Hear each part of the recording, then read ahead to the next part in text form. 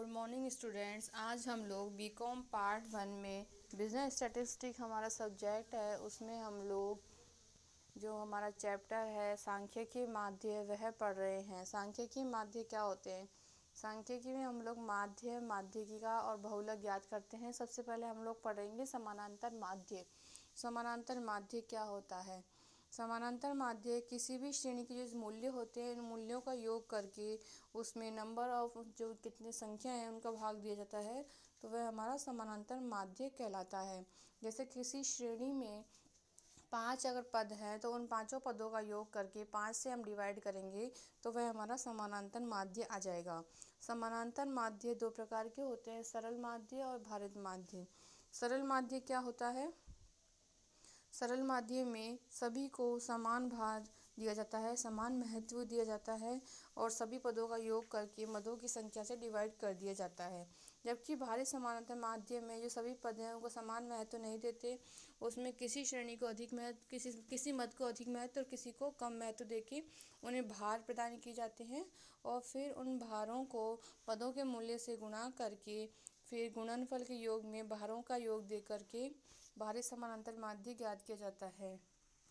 सरल समांतर माध्य ज्ञात करने की विधि इस प्रकार है। इसमें दो रीतियाँ हैं हमारे पास, प्रत्यक्ष रीति और लघु रीति।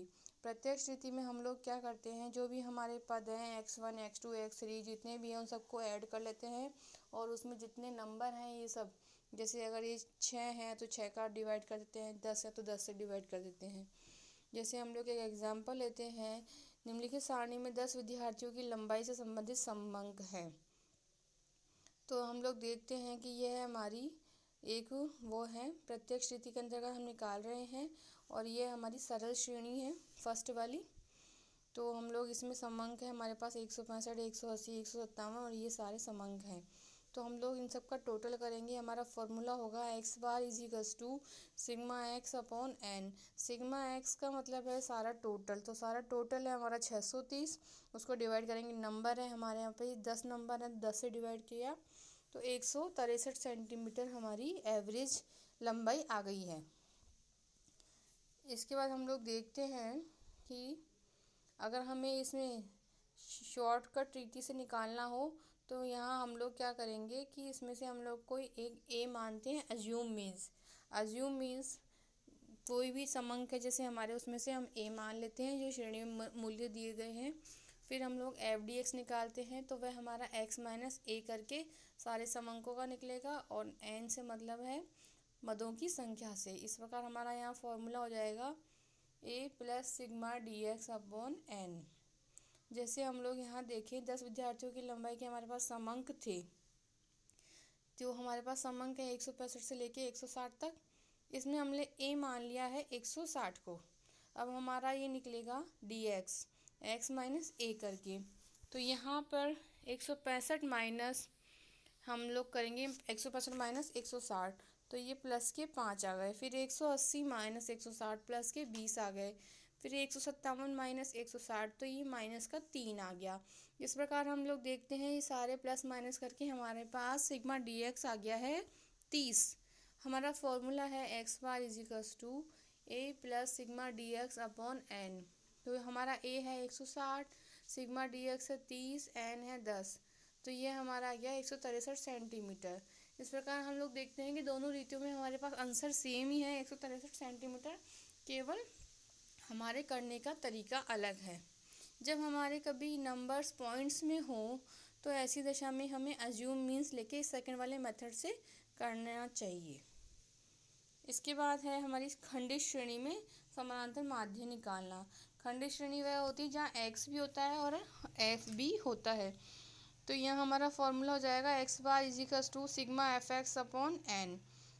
जैसे ये दिया हुआ है नंबर ऑफ कॉल्स है, मतलब x है 0, 1, 2, 3, 4, 5, 6, 7 और f है 14, 21, 25, 43, 51, 40, 39 और 12। x है और f है, तो ये हमारा fx हमने इनको मल्टीप्लाई करके निकाल लिया है, तो हमारा सिग्मा fx आ गया है 922 और n है हमारा टोटल नंबर ऑफ फ्रीक्वेंसी, यहाँ पर n होगा। क्लियर है स्टूडेंट्स? जब हमारी फर्स्ट श्रेणी होती है व्यक्तिगत श्रेणी, तो उसमें हमारा n होता है नंबर ऑफ जितने भी पद हैं। जब हमारी ये खंडित श्रेणी होगी तो यहाँ पे f होती है, तो यहाँ पर n से संबंध होता है number of total of frequency. तो ये हमारा आ गया है 922 डिवाइड बाई 245, 3.76 कॉल्स। अब इसे हम जब लघुरीति से करेंगे तो इसमें हम कोई अजूम मीन मान लेंगे x में से, तो वह हमारा a कहलाएगा। फिर हम लोग dx निकालेंगे x माइनस a करके, और फिर उसे हम f से मल्टीप्लाई कर देंगे तो वह f dx कहलाएगा। और n नंबर ऑफ फ्रीक्वेंसी से हम डिवाइड कर देंगे, तो यहाँ हमारा लघुरीति से भी समानांतर माध्य आ जाएगा। इसके बाद हम लोग देखते हैं सतत श्रेणी में समानांतर माध्य ज्ञात करना। इसमें फर्स्ट मेथड में तो वही फॉर्मूला हम लोग जो देखते हैं वही होगा, सेकंड में भी वही होगा, x bar is equals to a plus sigma F D X upon N. यहाँ पर क्या है कि जो हमारा वर्ग होता है x होता है वह वर्ग में होता है। जैसे यहाँ पर जो दिया गया है वर्ग, वह इस प्रकार है कि हाइट ऑफ ट्रीज है लेस देन 7, इसमें नंबर ऑफ ट्रीज आ गए 26। जब हाइट लेस देन 14 फीट है तो उसमें नंबर ऑफ ट्रीज आ गए 57। मतलब 7 से फीट से लंबाई कम वाले जो इतने ट्री हैं उनकी संख्या है 26, और 14 फीट से कम लंबाई वालों की है 57। तो इसमें 7 जो फीट वाले थे 26 वो भी शामिल हैं। तो जहाँ पे हमें x निकालना होगा, x कैसे निकालेंगे हम लोग कि जैसे हमारी ये है ट्री, हम लोग देखें 7 फीट, 14 फीट, 21 फीट। तो यहाँ हम हाइट ऑफ ट्रीज के ले सकते हैं 0 से 7, 7 से 14, 14 से 21, 21 से 28।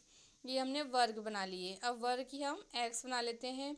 0 और 7 को ऐड किया, 2 से डिवाइड किया, फिर 7 और 14 को ऐड किया, 2 से डिवाइड किया, फिर 14 प्लस 21 किया, 2 से डिवाइड किया। तो ये हमने मिड वैल्यू निकाल ली है, यह मिड वैल्यू x कहलाती है।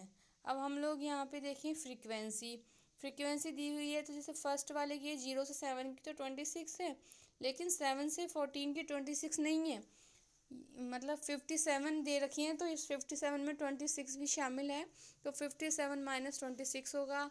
आगे 92 में से 57 लेस होगा, आगे 134 में से 92 लेस होगा, ये हमारी f हो जाएगी।